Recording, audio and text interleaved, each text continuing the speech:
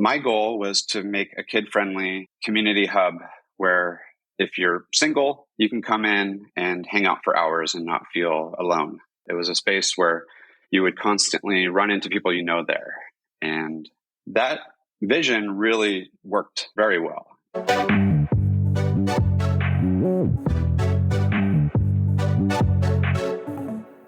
Welcome to episode 5 of How I Built My Small Business, the show that is dedicated to sharing the insight that entrepreneurs have about how to start and grow small businesses.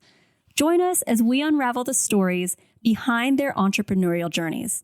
I'm Ann McGinty, your host, and today I'll be chatting with Nick Tappan from Sebastopol, California, about purchasing a closed restaurant and transforming the place into a thriving success. Nick learned how to manage and run a restaurant by working in the food industry for years. In 2011, when a longtime local eatery shuttered, Nick saw an opportunity to turn it around. With a do-it-yourself mentality, he expanded menu offerings, revamped the interior, added an outdoor beer garden, and created a bustling, family-inspired community hub. The success not only allowed Nick's family to build a vacation home in Todos Santos, Mexico, but by implementing savvy operational strategies, he is able to continue operating his restaurant even when he's in Mexico and out for a surf. You can find a link through to his restaurant in the episode's description. Thank you to our listeners for being with us today. Nick has joined in from his second home in Todos Santos, Mexico, where he and his family are spending 3 weeks. Nick, welcome to the show. Thank you for having me. Can you tell us about what you were doing prior to owning Papas and Pollo? Sure. I didn't go to college, and at a young age, my dad would bring me down to Baja, which is where I am now. So at a young age, I decided I really wanted to travel and see the world. And whenever I would go back to school after being on independent study, I felt trapped. I felt kind of claustrophobic in the classroom. And I always had a hard time with school. So I couldn't wait to get school out of the way. It's not for everybody. It's not for everybody. Yeah. But you have to do it. So when I got to high school, the most important thing for me was to surf and play soccer. And in order to play soccer, I had to have my GPA up high enough to play. So that was my inspiration. And in order to be free in the small town in Northern California, where in order to surf, you have to drive quite a bit, I needed a ride for a while, and then I needed a car eventually. And in order to do that, you have to have a job. So I was always working. Nothing was given to me. I considered myself a traveler. Growing up down here, I would meet folks, and everybody was on a journey from Montana, from Canada, from Italy, France. It was all these international travelers with their stories. And every winter I would come down here, a lot of the same folks would be here. So it was like being reunited with all these travelers from around the world.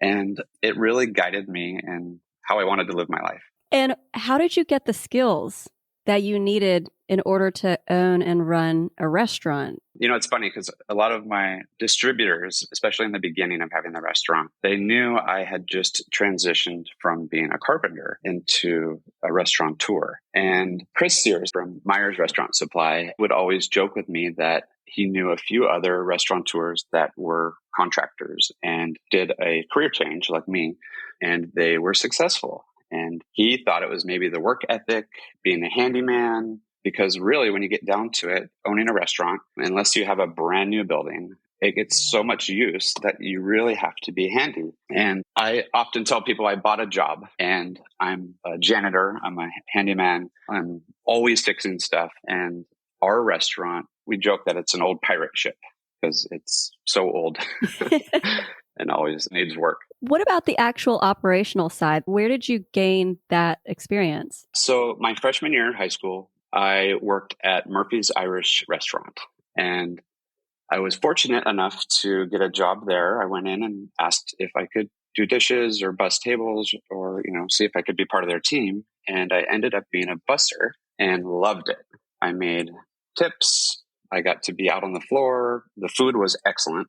And I worked my way up. I went from busser to head waiter. I worked there all through high school.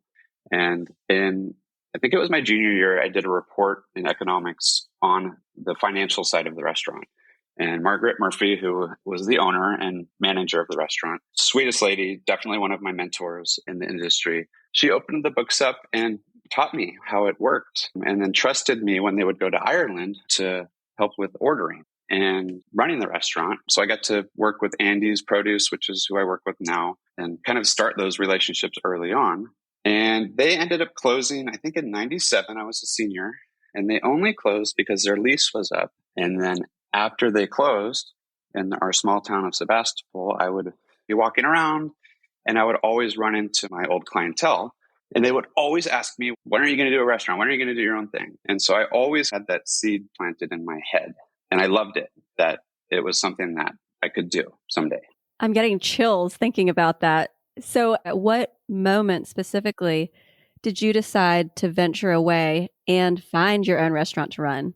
Yeah. So I was pounding nails, doing construction work. I worked with my dad, and I also worked with my uncle, longevity construction in Petaluma. And I'll never forget when I was a teenager in Baja watching my dad surf.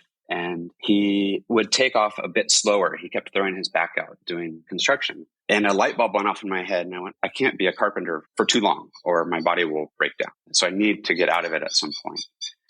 So I always had that epiphany. And it wasn't till I got back together with my girlfriend. We had a little 6-year break and we had a baby. And I knew right away that I needed to get my act together. And I drove by Papas and Pollo and saw a for sale sign. And Papas and Pollo for me was my best friend's family restaurant growing up and our high school hangout. It was the hip spot to be. And I knew it did great business. My best friend managed it for a number of years. I got to see the behind the scenes. I would help him make pico sometimes. He'd throw me in the back and I'd dice tomatoes. I did some carpentry work there. I helped build the palapa roof that is there right now. I put the windows in, the swinging doors that you go into right now. I built those alongside my uncle 25 years ago or so. And they're still going, which is pretty cool. But yeah, so I saw an opportunity. My wife thought I was crazy. And so I went for it all by myself. And it was really, really hard. First 3-4 years, I barely saw my son. I worked 12, 15-hour days. It was really hard. What were the hardest parts that you faced when you first acquired the restaurant? There's a lot of different aspects with that.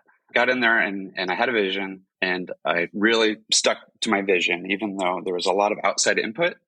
A lot of people wanted me to change the name, change the concept.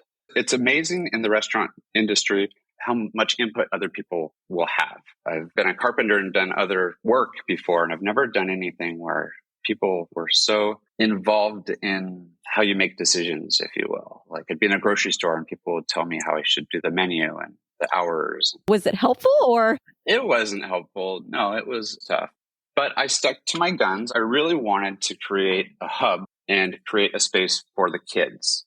The kids were my target audience. And so I built a sports bar for the kids with 2 televisions in there. We didn't have a TV when I grew up, and I loved sports. So I never really knew what was going on in the world of sports. I really wanted to make a safe place for the kids to come and watch sports, not have it be a bar for drunks, if you will. And it worked. It ended up really being a great place for the kids. And I realized that the kids were really in control. When the parents say, where do you want to eat? The kids would say Papas and Pollo. And I still hear that. I think they really feel safe and at home. And I think that's kind of part of our magic. So what else did you add besides the sports bar component? Sure.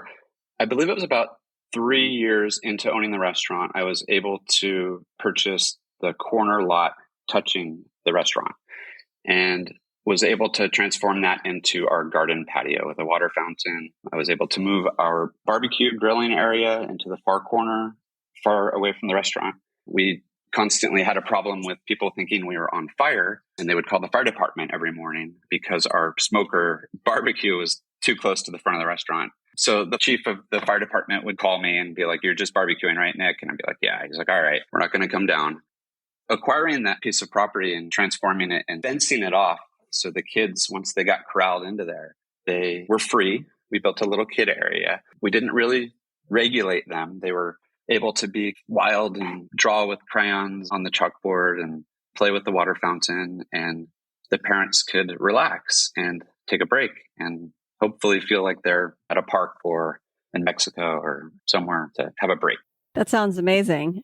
So you have now an outdoor garden. You've got a sports bar. What other changes did you make? Yeah. So the previous owner, Celeste, who's basically like a godmother to me, and she is an amazing chef.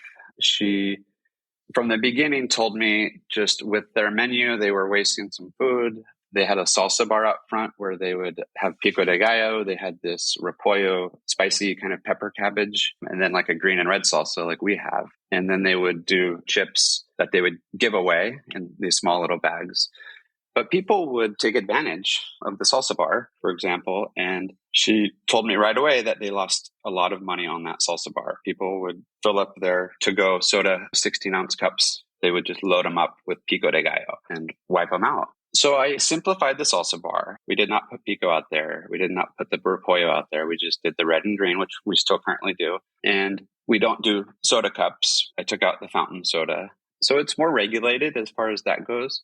And then we also simplified the menu tremendously. It used to be a 3-page menu with enchiladas, mole, and great food, but too complicated. And I really wanted it to be clean, healthy, food made to order, nothing pre-made, but small batches with no waste. That was my goal.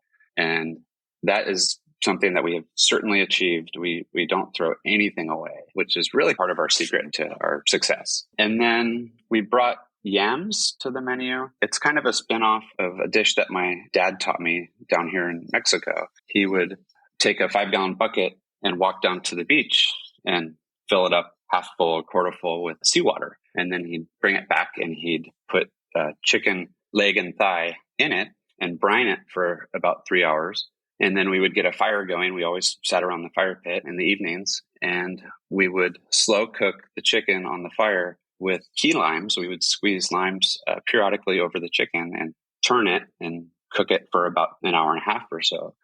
And then we'd also put yams in an aluminum foil on the fire. And the combination with the chicken and the yam was just so good. I fell in love with it and I kind of ran with it. I would have parties with all my surfer friends and I would do my Baja chicken and yams. So I knew I had to bring the yams to the menu. And that was something we added right away and has been a hit. It's definitely one of our top sellers. Not so much with the chicken. I mean, the chicken's a big seller, but the smoked and braised pork yam, the combination of the pork and the yam is just really good.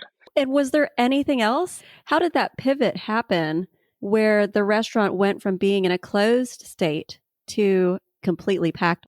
Yes. When we first started, there was a chalkboard sign. It's now in our garden patio, screwed to the back fence, and the kids use it as an art board. So that board used to be out on the street, and you could see it from both sides when you're driving by. And so when we bought it, we spent about 3 months getting it ready. We tore apart the bar. I built the kid-friendly bar top, and we built about 4 dining room tables. And we would use the chalkboard out front and we would write coming soon, and we'd write different messages throughout that period, and people would drive by and see it. And I think the real secret to it was building it up and then also just being a part of the community. It's a town I grew up in. It's a town my wife grew up in. We have a lot of community. And my goal was to make a kid-friendly community hub where if you're single, you can come in and hang out for hours and not feel alone. It was a space where you would constantly run into people you know there. And you'd go thinking you're going to spend half an hour there and you spend 2 hours there. And that vision really worked very well. It was a flip-flop environment, casual. When you would walk in the palapa roofs, you could kind of feel like you were in Baja or Mexico. And I would say this, though, is when we first opened, we were slow. I really wanted the food to be made fresh. I wanted us to be able to serve people with food allergies, gluten-free. Vegans are a huge part of our audience. And I really wanted to be able to cater to them and do it right. And the only way to really do that is to do each order fresh and exactly how they asked for it. And the problem with that was we were slow and we weren't prepared. And so as we got busier and busier, I realized we needed to prep more. And I didn't realize how important preparing the food and organizing it and knowing exactly what our inventory is, how crucial that was. So here we are today. One of the secrets of me being able to escape and be in Mexico and still run the restaurant is my communication with my prep cooks, with my headline cooks from first thing in the morning, 7:30, my WhatsApp with me and my wife, and our head cooks send us a picture of all of our refrigeration temperatures and all of our inventory prepared for the day. And then a separate picture of our plan for the day. We have a magnetic whiteboard with all the prepped items, and it's very well organized to the point where we can show up unannounced and we can walk in the back to our prep area and we can start preparing food and helping out without even talking to anybody. There's no verbal check-in. The prep guy could be out at the barbecue, for example, and I could walk in and know that we're low on pico and I need to make pico and I can just start. So it's really made us efficient. It's really given us control on keeping everything fresh and basically having a really, really clear communication. And there's no days off. Wherever I am, I'm working.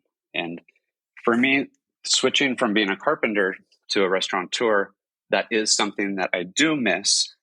I miss taking my bags off at the end of the day. I had like a little Velcro snap on my belt buckle and I would push it and I would just let my bags drop on the floor. And it was kind of a joke with all the carpenters. We'd all be like, all right, that's it. Bam, clocking out. But the day was over. I didn't really have to think about it much when I went home. I could go out to eat or go surfing. The day was over. And that is certainly one challenge with having a restaurant is there's no days off necessarily. We're always communicating, pivoting, whether it's a piece of equipment broke or someone's sick or you name it. There's always something when you're open 7 days a week and somebody is always in the building from 7 in the morning until 11 at night. So what type of hours are you working each week physically in person? Right. This is where when I started by myself and was running the front of the house, the back of the house, and doing payroll and all the behind the scenes, all on my own, it was 12, 15-hour days. After about 3.5, 4 years, my wife wanted to have another child. And I was like, all right, we can do this, but I need help. And I don't want to miss the toddler years this go around. So she quit her job and gave me a break at the restaurant. I took about a year, not off, but removed myself. We had a beautiful daughter and I was there for her. I didn't miss any of it. And the way it works now is I am in charge of the prepped food and the ordering. I order 6 days a week. I have a great relationship with all of my distributors. We communicate daily. A few of them I have to call. It's kind of old school. Like I call the Tides and talk to Elizabeth. My other distributors, I do email and then text, and they are so great. It's just a beautiful relationship with everybody. If we're having a new prep cook, I have to teach the prep cook, and sometimes that can take months.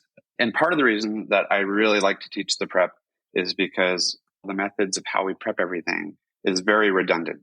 And because it's redundant, people tend to want to get creative and find a new method. And from the very beginning, I let them know, don't do that. If you think you have a great idea, awesome, let's talk about it. And if indeed it's a great idea, we will do it. Bring it to the table and we'll try it. Or I will tell you, great idea, but we've already tried that and this is why it doesn't work. And that has been so crucial for how we operate. And so right now we have a great team. And when we have a great team and great communication, we know that we're set to go to Mexico and everything will be okay.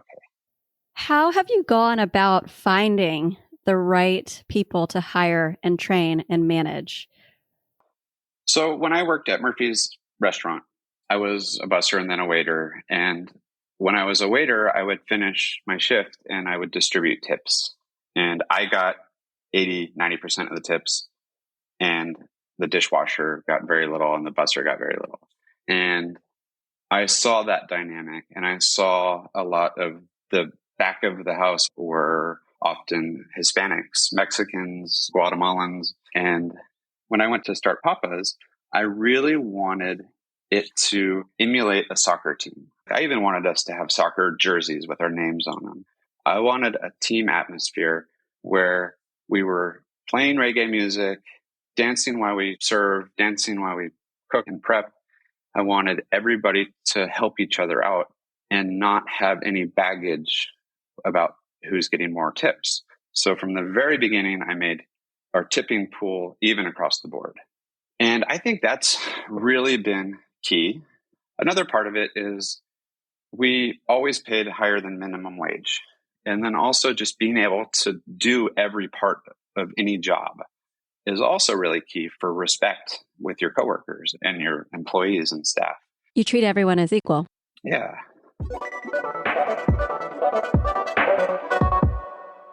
Can you share some insights into your decision-making process when it comes to the development of the menu and also pricing?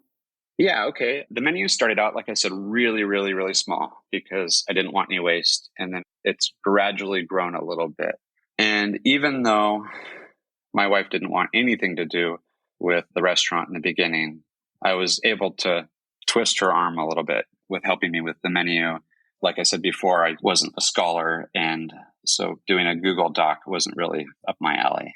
So she always helped me with building the menu, and I always wanted to charge too little, and she always wanted to raise it a little bit just because she wanted to be smart about pricing. And then, as we all know, costs have gone up over the last 5 years, like tremendously.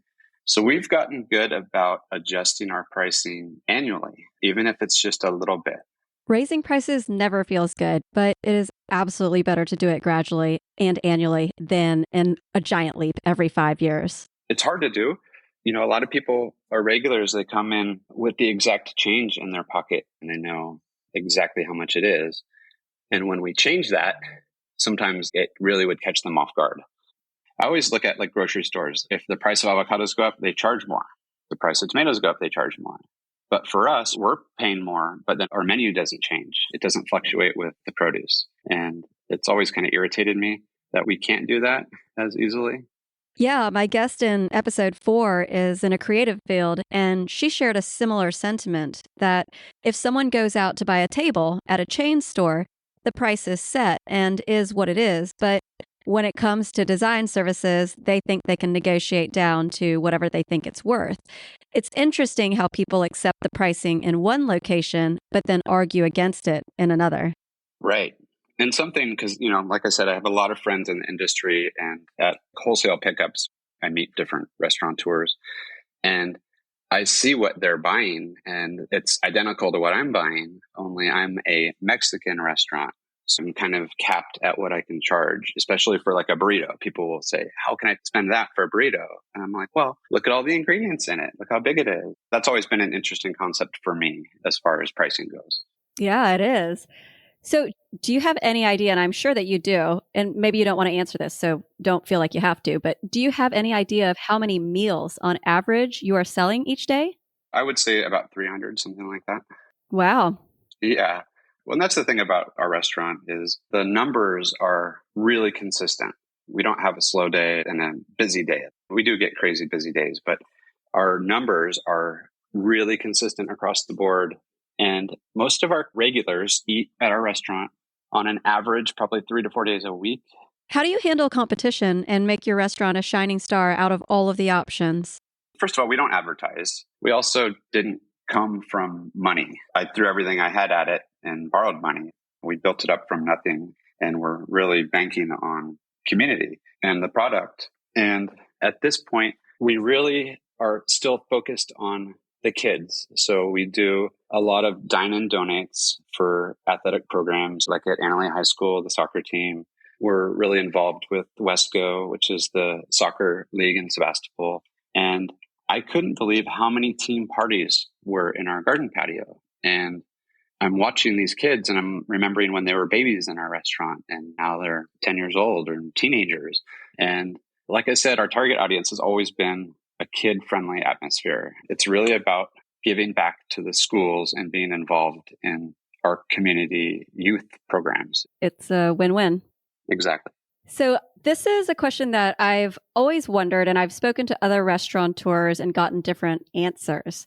So I'm curious, what would you say is a healthy profit margin for a restaurant? You know, it's funny because my wife would always ask me all these questions similar to this, and I would always basically not answer the question because I was just so confident that I knew what I was doing was working, that I didn't really care, which obviously isn't a smart business attitude or whatever.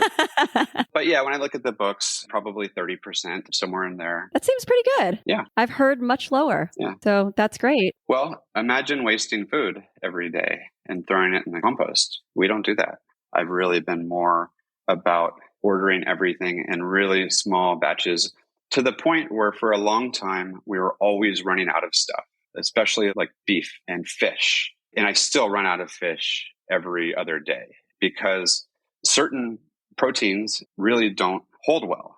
I mean, our smoked and braised pork, it's smoked for 8 hours out in our outside smoker and then braised in our oven in little something beer. And then we portion it and it goes in our walk-in. And, you know, obviously that's going to hold for a couple of days. But really not wasting food and keeping it fresh. Yeah. Higher quality food, a reduction of waste, and an increased profit margin. That sounds pretty awesome. Were there any other steps that you took to get your profit margin up to 30%? At one point, we were giving chips away and we were making fresh chips and we were using the best rice bran oil, GMO free, really high grade oil that really fancy restaurants use. And we were just giving chips away and we were financially not doing really well. And so I went in and sat during a late afternoon lunch and I watched these high school kids come in and not order. They got ice cold water and they sat at the table and they went through about 4 baskets of brie chips and salsa. And then they left. And I had a light bulb go off in my head and I was like, we can't just give these away anymore. When we switched and decided to sell chips, it instantly made the difference. And all of a sudden the profits were significantly better. That makes so much sense, especially for a small family-run business. It's fair to charge for homemade, high-quality chips like that. I don't even think a larger chain like Chipotle gives out free chips. Can you give us an idea of other challenges you've faced as a restaurant owner? It's mostly the staffing part of it that's hard. I'll give you an example. I went to run to the restaurant supply store and said bye to everyone and left. And then I ended up turning around 20 minutes later and coming back because I forgot something. And when I came back, everybody had poured themselves a kombucha on tap and were drinking it and hanging out. And they hadn't paid for it. And kombucha is not cheap. And I was upset and told them, you're stealing from me, essentially. And that's not okay. If you guys do this every day, I'm going to be broke. And it's a bad habit. And I had seen this on construction crews, and I realized that I needed a camera system. And the camera system, unfortunately, was on my staff. And when I hire and when I talk to my staff, I let them know that I've had a lot of staff steal from me, and that's why it's there. I'm not sitting at home watching it all the time, but I use it as a tool for time theft, for example. It actually reminds me of an econ class that I took, and the professor was talking about how when given the opportunity to shirk, it was something incredibly high, like 85% of employees will, if given the opportunity, which is, it's kind of sad, but it is what it is. So what else have you experienced in that vein? At one point, I watched a mistake order happen when I was just coming through the prep room and wasn't supposed to be on site as far as my staff knew. And this is like 8 years ago. And the mistake order was a very detailed order that I knew one of my staff members would order that nobody else ordered. It was really unique. And I thought to myself, there's no way that's a mistake order. That is an order that person is going to take home. And at that moment, I said, all right, nobody is allowed to take orders home anymore. And this is why I think you guys took advantage of it. And we already feed our staff. They get free meals, which we're proud of. We really want them to be healthy and happy, right? And I also felt like we were making a lot of mistakes and it was food going out the door. And that was a hard decision to make, but it paid off because we're making little to no mistakes now. So you've mentioned working almost every day, every week. How do you prioritize your work-life balance while managing the restaurant 7 days a week? Because I worked such long days in the beginning, it really took it out of me. I wasn't balanced with my home life and my work life. And that has been something that's been really hard for me to get back. I was always an athlete playing competitive sports, tennis and volleyball and surf and then even golf. And I'm such a workaholic that I will just not do a sport for long periods of time and I will just put my head down and work. And it definitely pays off, but it takes a toll on my body and my mind. For example, I surfed today here in Mexico and I surfed 2 days ago here in Mexico. But before that, I haven't surfed in a year and a half. So I can tend to just like put my head down and be a really hard worker and not have that balance. And it's not something that I'm super proud of. I'm too much of a workaholic. But as you mentioned, that dedication has paid off. So there's that too. Mm-hmm. I feel like with work-life balance, it's never too late. You can always take the time now to decide what kind of balance is ideal for you and your family. So what else do you think others should know if planning to get into the restaurant business coming from another industry? I would say draw yourself a circle and create a pie sheet and imagine that everybody is going to come after you and want a piece of that pie. And be very careful who you're going to let in that circle. I was really blown away of how aggressive distributors were and different people that wanted a piece of the pie. And you have to really be good at saying no. And hopefully you have skills and knowledge to fix things. And if you are having somebody fix it, like a plumber or a refrigeration guy, that you aren't clueless, that you understand the concept of how they work. And every time they come in, you should be there and build that relationship and understanding of how that tool is fixed by that person.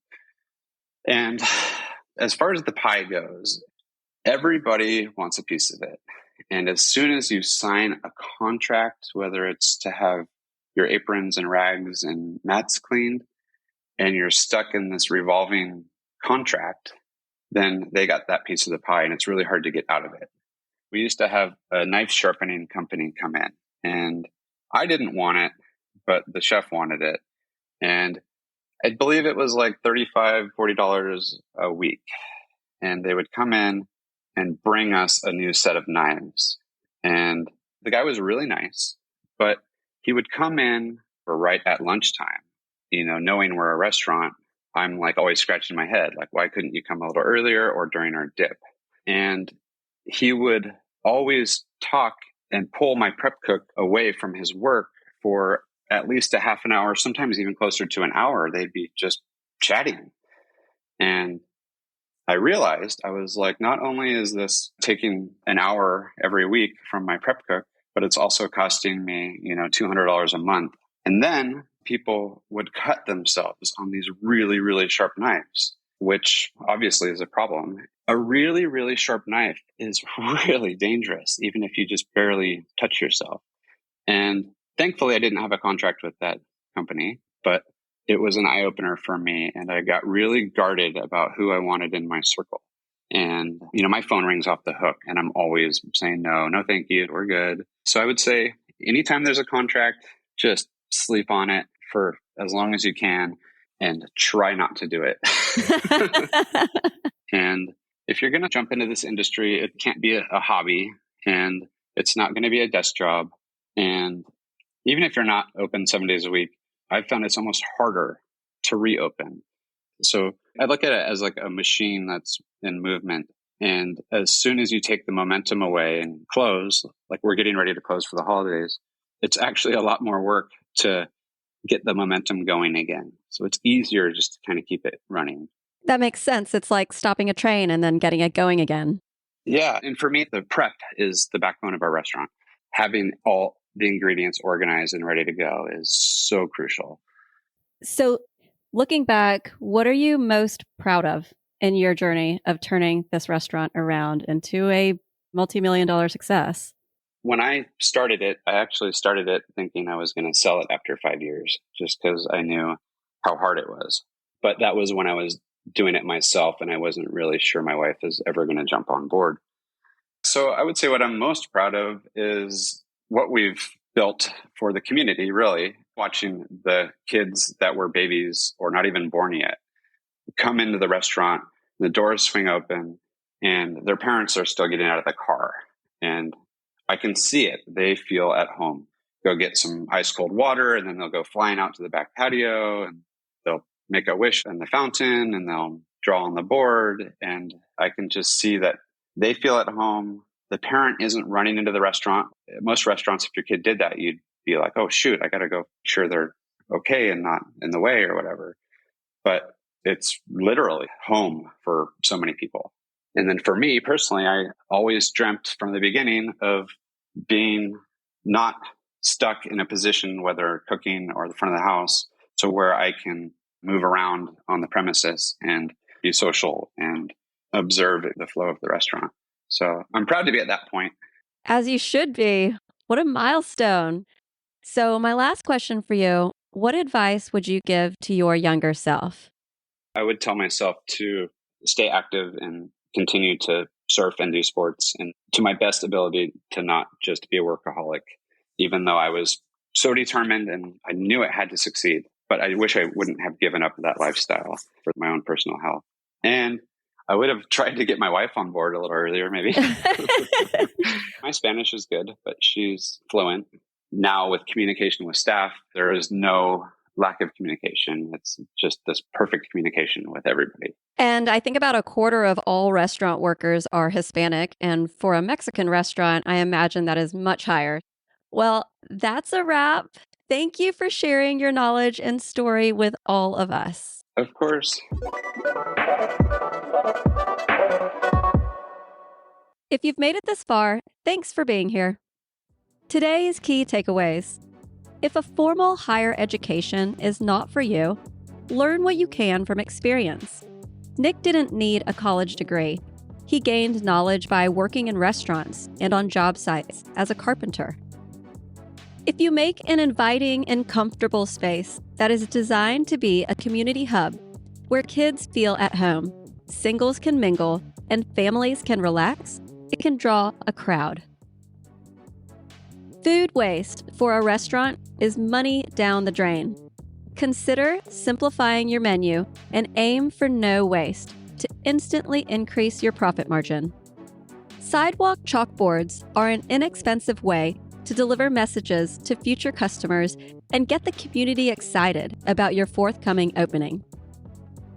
Daily, clear communication with your staff is crucial, especially if managing a restaurant from afar. Develop communication channels that are a part of your process to keep the restaurant running smoothly. Focus on developing your food prep to streamline your restaurant's workflow.